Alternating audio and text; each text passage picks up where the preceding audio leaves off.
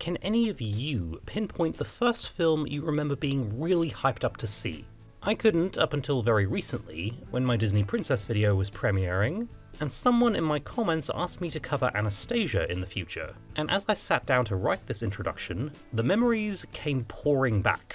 Not just of the anticipation surrounding trying to get my parents to take me to see it, but also of the toys that were everywhere on the shelves, including one that came with a cassette tape that no one I knew seemed to have, and they only just had this one of her in the blue dress. And the media talk surrounding the release, with documentaries and discussions about the real Anastasia, confusing the HE double hockey sticks out of me because I was hearing 3 different pronunciations. Anastasia! Anastasia? And Anastasia. I can remember the hype surrounding Titanic as well, but the hype for Anastasia was what really mattered to a naive little child like me.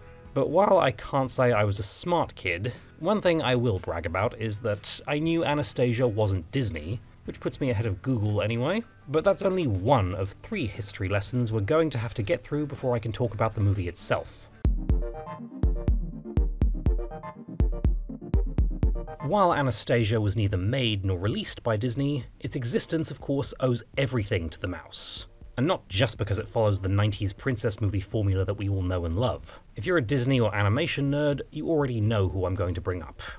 Animation is a medium, an art medium that lifts you up out of the chair. If it's done right, that's the key. Here is a filmmaker called Don Bluth. The films he made and worked on were indeed of the 2D variety, and he was part of probably the first generation to grow up with Disney films and decide, I want to do that. After leaving university, he was hired as an assistant animator on none other than Sleeping Beauty, aka my favourite Disney film, which is so partly because of the animation quality that words really can't do justice.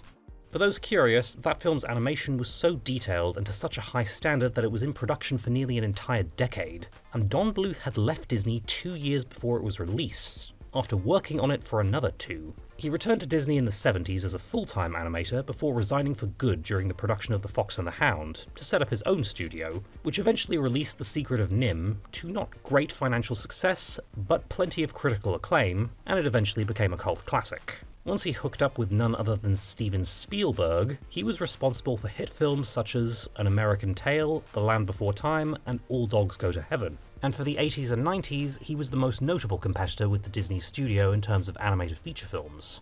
Disney themselves were going through one of their biggest creative slumps, with The Black Cauldron being a disaster that nearly made them stop releasing animated films altogether. That all changed in the final days of 1989, with a throwback to the fairy tale films made during Walt's lifetime, now updated to be a 2D Broadway musical, and it ushered in a boom period for the next 10 years known as the Disney Renaissance. But while Disney flourished, Don Bluth floundered, and his 90s releases included the much maligned Rock-a-Doodle, The Pebble in the Penguin, A Troll in Central Park, and the biggest embarrassment of them all, Thumbelina! I know it has its fans, but Thumbelina is not a good movie, and that just makes its shamelessness all the more irritating. What a beautiful voice. Based on a Hans Christian Andersen fairy tale, casting Jodie Benson as the heroine and making her beautiful singing voice a plot point, while also setting it in Paris for no reason besides, you know, this is France! Having a big romantic duet happen while the couple are flying through the air, and ending both with a magical transformation and fade out to a stained glass window. Besides being a testament to how Jodie Benson can elevate bad material, Thumbelina served as an example of what not to do when trying to emulate the Disney princess formula, which is how we got to Anastasia being the hit that it was. But before we get there, it's time for history lesson number 3. Now, while I made it to age 14 before I learned that Pocahontas was a real person, we all knew that Anastasia was real when we went to see the film. Specifically, the Grand Duchess Anastasia, the youngest daughter of Russia's last royal family, all of whom were tragically murdered along with their entourage in 1918. But of course, the premise of the film is that Anastasia may have somehow survived her execution and gone into hiding, and it wasn't exactly pulling that theory out of nowhere, since the Bolsheviks spent the next 8 years spreading misinformation, including trying to pretend everyone except Tsar Nicholas was still alive. While the deaths were finally acknowledged in 1926, the year the movie is set in, rumours of one of the daughters surviving was one of the great myths of the 20th century, helped mainly by the fact that the burial site was kept secret until 1979, when it was discovered by an amateur sleuth called Alexander Avdonin, and not revealed publicly until 10 years later following the collapse of the Soviet Union. An investigation of the site also revealed that 2 bodies were missing, the youngest child and heir Alexei, and one of his sisters. Within Russia itself, the missing girl was actually thought to be Tatiana or Maria, rather than Anastasia, but something very notable happened only 2 years after the executions. In 1920, an unidentified woman in Berlin was rescued from the river after jumping off a bridge, and committed to an asylum, where the curious scars on her head and body, and speaking German with a Russian accent got people wondering, with eventually one of the other patients claiming she was in fact the Grand Duchess Tatiana. This was actually dismissed as soon as she was visited by former friends of the Romanovs, and one of Tatiana's ladies-in-waiting, who Sophie in the movie might be a composite of. After being discharged and later going by the name of Anna Anderson, she started claiming to be Anastasia, and so began a lengthy legal battle to try and prove her identity so she could get access to the remaining Romanov fortune. But the case was dropped due to lack of evidence in 1970. She died 14 years later still claiming she was Anastasia, but later DNA tests proved she definitely wasn't. Grandma, it's me, Anastasia. She was just one of many imposters, and there were loads more claiming to be just about every Romanov sibling, but she was definitely the one historical fiction writers latched onto. I don't care what your name is, I care what you are. Besides silent films and ballets, the real jumping off point is the 1953 play Anastasia by Marcel Moret, which was then adapted for film in 1956, starring Ingrid Bergman as Anna Anderson, and it's this film that the animated version homages most, such as portraying the potential Anastasia as an amnesiac that someone else tries to pass off as the Grand Duchess in the hopes of getting a reward, then falling in love and eloping before she can be reintroduced to the public. Oh, I will say, the play is over.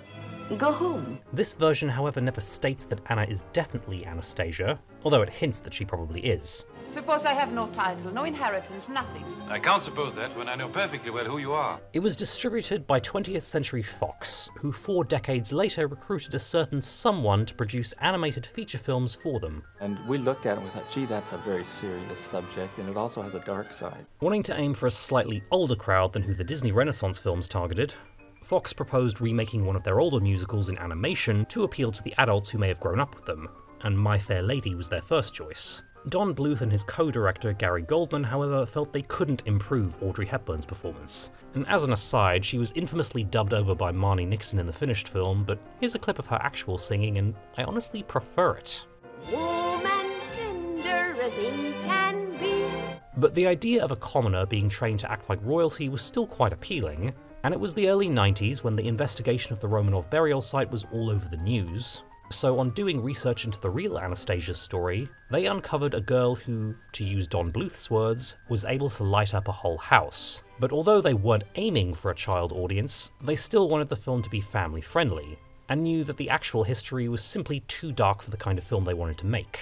So the solution was to create a historical fairy tale. Following on from their decision to aim for a slightly older demographic than Disney, they specifically aimed it at the date movie crowd, for whom romantic comedies were usually made, so they cast the then queen of rom-coms in the title role.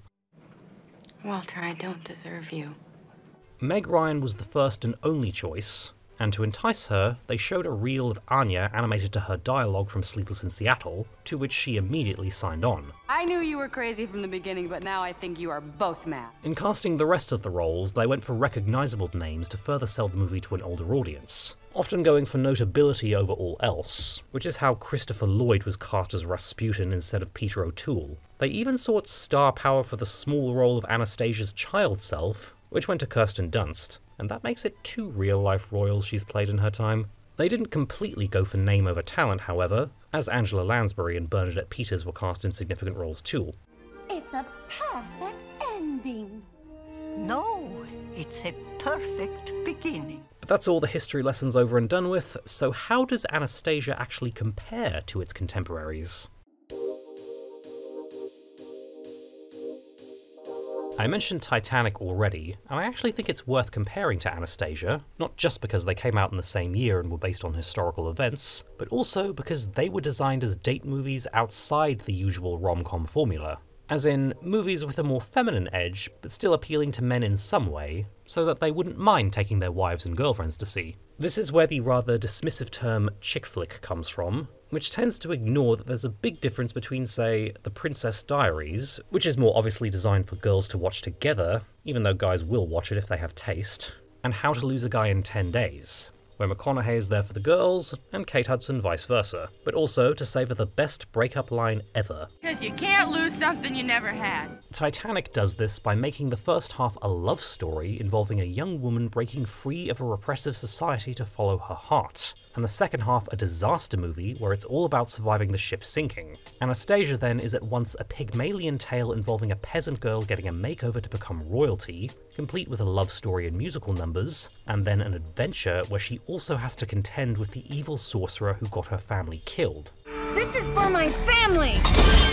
Admittedly, it is a bit jarring to go from the typical Princess I Want song to a 90s runaway train sequence where supernatural monsters destroy a bridge, to then a golden age of Hollywood-style musical number nodding to My Fair Lady, to a nightmare sleepwalking sequence that makes me wish Don Bluth had done an animated Dracula adaptation. The Little Mermaid does this too, since we go from introspective I Want song to storm at sea action scene, and it also features a big Broadway-style showstopper, but climaxes with a battle against a giant sea monster. But The Little Mermaid transitions between these a lot more seamlessly, in a way that everything happening feels organic to the movie's universe. Possibly because it's more obviously a fairy tale world, whereas Anastasia is clearly set in 1920s Russia, Germany, and France, and is nodding so much to the musicals of the Golden Age, it's surprising to go from this to this. Yes. Jump!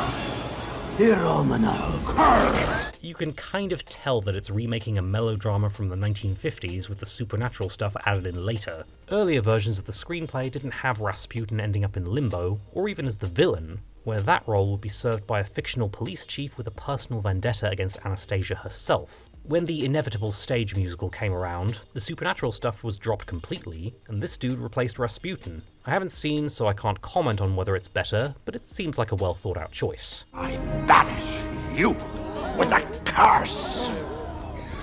While the fantastical elements are plot relevant and need to happen for the story to fully unfold, it is still noticeable that the movie is juggling a few different genres in the way that Hunchback of Notre Dame got criticism for, considering we go from Want something new? That's you! to This burning desire. I get to praise Pocahontas, which likewise is a historical fairy tale that I feel actually threads the needle much more effectively. Although there is a little too much emphasis on the comedy antics between Percy and Miko, the film overall commits to its more serious tone, with the filmmakers even choosing to drop a spectacular showstopper in the style of Under the Sea and Be Our Guest, because Pocahontas' tone didn't lend itself to such a song, and the supernatural aspects are woven into the story a lot more carefully. So while I would give Anastasia the L on that principle alone, I also can't deny one simple fact.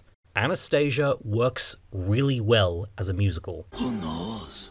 Shh. Before I get to the two songs everyone remembers, I legitimately want to praise the effectiveness of how the songs are interwoven with the story. You only need to look at Don Bluth's previous attempt in Thumbelina, which has the big romantic duet when the lovers first meet, and stops for a featured extra to tell us rather than show, She's getting married to Fairy Prince, huh, Mama? Well, as well as a completely pointless song about following your heart sung by a bird that could literally fly Thumbelina home at any moment, or Quest for Camelot, which gives the male lead a big number about how he stands alone, only for him to let Kaylee tag along as soon as it's over. You can really tell that film was turned into a musical late in production. Rob Marshall puts it best. When movement isn't enough, you dance. Or when speaking isn't enough, you sing. When it's organic and it's earned like that in a musical, that's when it works. Dearie, marry the Mo. A Rumour in St. Petersburg is the perfect opening number to establish how Russia has changed since the revolution, that Anastasia still being alive is a rumour sweeping the nation, that her grandmother is offering a financial reward, that Dmitri has changed from an altruistic young boy to a conscience-free conman, and his and Vlad's motivations in trying to find an Anastasia imposter. We'll have 3 tickets out of here. 1 for you, 1 for me, and 1 for Anastasia! This song is literally just 3 minutes and conveys all that without once making you feel like you're getting information or exposition thrown at you. The animation of this sequence also deserves so much praise, with crowds of people dancing fluidly just like a vintage crowd song from a Golden Age musical. And the backdrops are just... you can tell this one had a $53 million budget as opposed to Thumbelina's $28 million. But let's move on to the song we all remember. Heart, don't fail me now. Back in 2018, once the 20-year cycle had allowed us to really become nostalgic for Anastasia, I saw Journey to the Past described as the Let It Go of the 90s. And while I don't remember it being nearly as much of a fixture as Let It Go was in the year after Frozen was released, I'd still call that a fair assessment. Let this be your sign. Rather than the film's homages to the Golden Age musicals, Journey to the Past is a more typical Disney Renaissance style I Want song, and its existence is definitely where the film earns the Disney comparisons. I Want songs aren't exclusive to Disney musicals, but they are the numbers that get remembered most, and are often key to whether a film works as a musical. Indeed, Quest for Camelot's On My Father's Wings is the only song in the film that I like. Journey to the Past is just fantastic. Anastasia's singing is done by Liz Callaway, who was kind of the Marni Nixon of the 90s. And for those who don't know, the latter was the singing double for multiple starlets during some Golden Age musicals, such as Natalie Wood in West Side Story, Deborah Kerr in The King and I, and most infamously, Audrey Hepburn in My Fair Lady. Liz Callaway also did the singing for Princess Jasmine in the Aladdin sequels, and Kiara in The Lion King 2, as well as Odette in The Swan Princess. She sang a few demos for the production as a favour, hoping to get a gig doing background vocals, but they heard her, and since we can tell they don't have extensive brain damage, realised she would be perfect as the singing voice for Anya. Journey to the Past is definitely on the same performance level as some of the great Disney songs, and Liz Callaway colours every line and note with such a variety of emotions that, put it this way, even though I love every Renaissance I Want song, sometimes I will disconnect during the reprise of Belle, Go the Distance, and even my beloved Just Around the Riverbend. I never fail to get excited and feel exactly as Anya does by the end of Journey to the Past. Liz Callaway is that good. So good, they gave her another solo. Dancing bears, painted wings. If Journey to the Past didn't confirm that this film was going to work really well as a musical, then we have the big guns.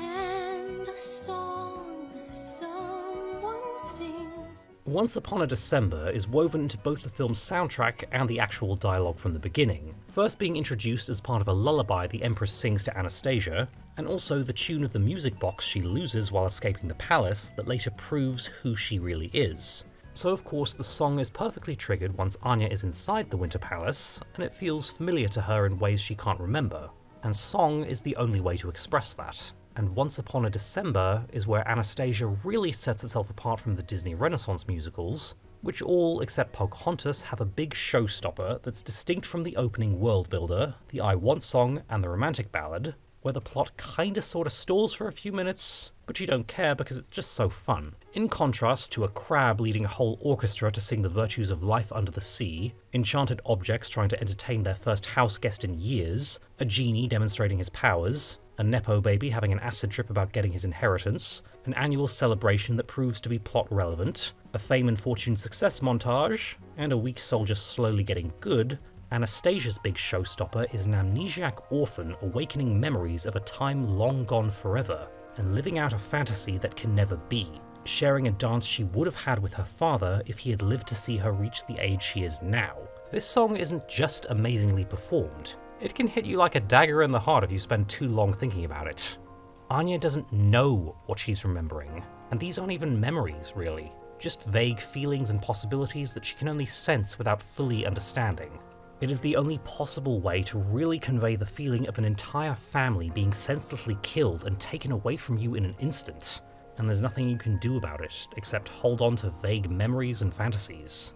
This musical almost seems to be responding to the various Anastasia survival stories, with this song saying, if Anastasia did survive, this is what she'd have to live with. Outside of the weapon of emotional destruction that this song actually is, it's also a high point for the animation. with of course the famous sequence of the dancers coming out of the paintings to throw a ghostly ball right there. And it's a shining example of what a musical can accomplish in animation that can't be done in live action or on the stage. And for the nerds who know their history, you can tell who's who when her sisters surround her, and you'll even see that Alexei walks with a limp. Just a fantastic song and sequence overall. Unfortunately, I won't be as positive about the next song, In the Dark of the Night. But one little girl got away. I'll be honest and say I'm not wild about the Rasputin portions of the movie, but I'll get to that later. His villain song isn't superfluous, and is necessary to convey his motivations, but it's just so tonally inconsistent with the rest of the film, and it's like dropping Hellfire into the middle of The Sound of Music. It is well animated though, and Jim Cummings does a fine job of doubling for Christopher Lloyd singing. I'm a lot more positive towards Learn to Do It, the My Fair Lady style three-way between Vlad, Dimitri and Anya. It's a song, people, lift those minds out of the gutter. I never cared for Stroganoff. She said that like a Romano. It's all about training Anya to walk the walk, and her choosing not to question the logic of needing to answer trivia and demonstrate etiquette when Anastasia hasn't been part of court for 10 years, but the wordplay is really fun, and Liz Calloway bounces very well off John Cusack's singing double, Jonathan Dukovich, and Kelsey Grammer, who I did not know could sing, but I suppose that's a Juilliard graduate for you. He also gets a nice solo as Dimitri teaches Anya how to dance, which falls under the category of songs I'm kind of a sucker for, in that it's a romance song sung by a side character who's noticing that the main couple are slowly falling in love. It's short and simple, but it works. How could you do this? How will we get through this? Our final proper musical number is Paris Holds the Key to Your Heart, which could be considered a bit extraneous, but hey, this is one of the only animated musicals Bernadette Peters did outside of Animaniacs, so she sure as should have a song. Paris holds the key to your heart. It's also an excuse for the animation to get really fun and insert cameos from real historical figures such as Maurice Chevalier, Sigmund Freud, Charles Lindbergh, Josephine Baker, Claude Monet, Isadora Duncan, Auguste Rodin, and Gertrude Stein. The detail in this sequence is really admirable, and I think this might have been the movie that taught me what the can-can was. Where would I be today without animated films educating me on the various forms of provocative dance? The final battle with Rasputin is sadly not a musical, but it feels somewhat less jarring than the train chase sequence, and every Disney film except Pocahontas climaxed with a battle rather than a song, so I'll be favourable to it. And Anya's pre-mortem one-liner I kinda dig. Das ist Anya! But I suppose that's a good way to segue to some character talks. With Anastasia being aimed at a slightly older crowd, we get a little more character complexity outside of the simple ingenues and coming-of-age teenagers that populated Disney films, though not all, of course. Anya, like a few of her contemporaries, is royal by birth, and she ends up impoverished. And while she has an optimistic persona that the real Anastasia was known for, she's also a woman who's been through some shit. It's kind of hard to think of yourself as a duchess when you're sleeping on a damp floor. Like, while Cinders lost her parents and has to deal with this kind of treatment on the daily, she didn't have to go through that during the Russian Civil War, and the casting of Meg Ryan is spot on too. While Meg Ryan is remembered for being America's umpteenth sweetheart, and her characters were idealists, they'd also lived a little. Like Sleepless in Seattle, where Annie is somewhat jaded about how romance in real life isn't as magical as romance in the movies, and is in complete denial that her engagement with a nice guy is doomed to fail because of simple incompatibility, and the universe has to practically conspire to force her to take a chance on fairy tale wish fulfillment. And that's Anya. Whoever gave me this necklace must have loved me. She has to be cynical enough for her position in the world, but also optimistic enough to allow herself to believe in a princess fantasy, especially with said fantasy being represented as something subconscious. And it's only in the last 2 years that I properly come to appreciate Meg Ryan's talents as an actress. Not just in Sleepless in Seattle, which I only watched for the first time last Christmas, but also in The Cut, a lesser-known 2003 neo-noir where she went completely against type, and it deserves to be remembered far more for the strength of her performance, rather than the controversy surrounding it. Anya is more within type for her, and my lord is she snarky. Don't talk anymore, okay? It's only gonna upset me. And I love it. What are you looking for? The Russian circus, I think it's still in here. Ever since childhood, I've wanted someone to start circling me just so I can say this line. What are you circling me? What were you, a vulture in another life? I also recreated this with the boy and girl who sat in front of me at school and had some similar snark-to-snark combat every day. You think you're gonna miss it? Miss what? You're talking? And remember that the most recent Disney princess up to then was Pocahontas. And how does the villain get defeated here? The heroine does the equivalent of stabbing him and twisting the knife a couple of times before finishing the job, although even that is tamer than what happened to the real Rasputin. No more pretend.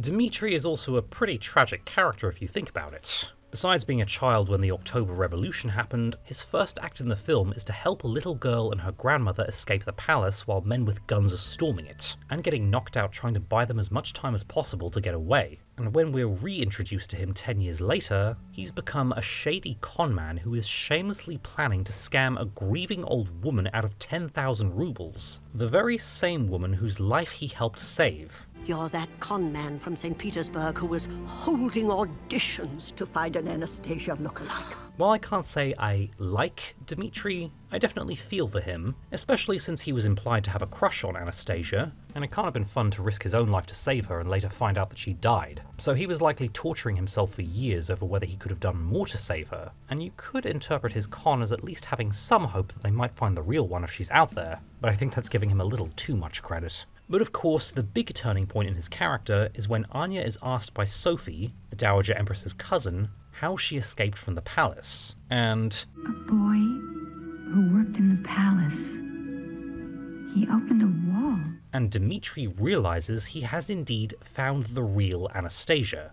I was the boy in the palace, the one who opened the wall. All of a sudden, that selfless moment from his childhood means a whole lot more. And he is single-handedly responsible for this little girl surviving, and the very girl he had a thing for is now falling in love with him. And then he gets reminded of his place, because princesses don't marry kitchen boys. And after Anya finds out and reads him the riot act, he completes his redemption in a rather underhanded way by kidnapping the Dowager Empress to force her to meet her, but then doing something actually honourable and turning down the reward money completely. You saved her life and mine, then you restored her to me, yet you want no reward. No doubt if this was written today, they'd contrive a way for him to have it both ways and the Empress would give him a house or something. Again, I can't say I like Dmitri, but this is an interesting arc, and John Cusack is perfectly fine in the role. Attraction? To that skinny little brat? Have you lost your mind? Rasputin? Well, I said already that I'm not the biggest fan of him as the movie's villain. It's nothing to do with the historical thing, since although in real life he was loyal to the Romanovs, a lot of Russians actually did believe him to be a cunning wizard who was using them for his evil plans, so having Rasputin as the villain in a fairy tale retelling of the Anastasia story isn't that far out of left field. I definitely would have preferred the earlier draft that incorporated the real assassination attempt, where one of the Empress's relatives decided he was too much of a threat and lured him to tea, where he was poisoned, shot multiple times, and then dumped in a frozen river when he was somehow still alive. And in the movie, he'd mistakenly think the Tsar ordered it, and then curse the family because. Destroy by your despicable family! Christopher Lloyd is having fun in the role, I'm just not invested in the Rasputin stuff. The plot of Anya finding her family is interesting enough on its own, and I'd be intrigued to see the musical adaptation that drops him from the story and how well that works. Elsewhere, Sophie is lots of fun, and yay for a positive Rubenesque female character in the heroin-chic 90s. Well, this is unexpected. And Angela Lansbury brings a lot of dignity to her role, doing a lot with the relatively small part of the Dowager Empress, and lending the film a lot of credibility. You're a very good actress. Best yet, in fact, but I've had enough. I could spend all day going on about Angela Lansbury's versatility, and sure we all know it already, but seriously, she got an Oscar nomination for her first film role at 18, with no professional training, and was just a natural from the get-go. So she is definitely the perfect choice for a role like this. And you'll always have me. But is it enough? In heavy contrast to Thumbelina, where you can tell that the script was only written in 2 weeks, all the supporting players have a purpose and are very well cast. You're making a mistake. Trust me, this is the one thing I'm doing right. I recently praised Don Bluth's ability to direct a vocal performance, and this film demonstrates how he could bring the best out of a cast with the right resources and production time. My Anastasia. Seriously, do not read about the production hell that was Thumbelina, but I believe that's all we have time for now.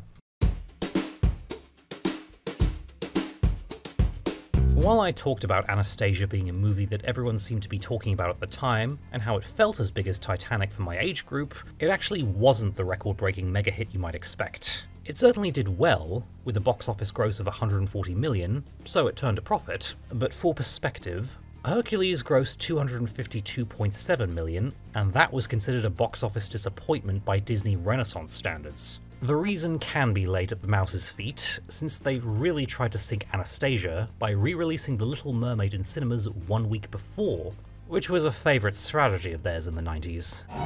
You pitiful, insignificant fool! Look out! Despite this, Anastasia was still Don Bluth's highest grossing film, and once released on home video, good word of mouth meant that it spent an entire year as one of the highest selling VHSs, so that's where it achieved childhood favourite status, and enough notability to warrant a direct-to-video sequel and ice show. But how did it fare in Russia? After all, Hercules was denied a premiere in Greece due to its liberties with mythology, and Native American groups had called for boycotts of Pocahontas for its historical inaccuracies. Actually, Anastasia did really well there. The biggest con in history! Obviously, the distribution team saw danger signs from the beginning, and it was carefully marketed as a historical fairy tale, making sure people knew it was not meant to be taken as fact, so they could watch it as a fun bit of fiction, while also appreciating the level of care given to recreating the interiors of the Winter Palace, or other things, such as this being an actual drawing by the real Anastasia.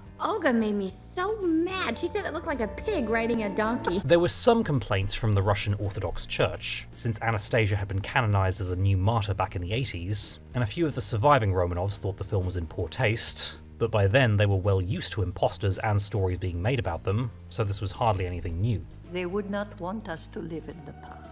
Unfortunately, for those who still believed in a surviving Romanov daughter, in 2007, her body, along with Alexi's, was finally discovered, and DNA testing in 2009 confirmed everyone's deaths that night, finally putting an end to one of the 20th century's favourite unsolved mysteries. So anyway, how does Anastasia stand alongside the Disney Renaissance films that it is so frequently compared to?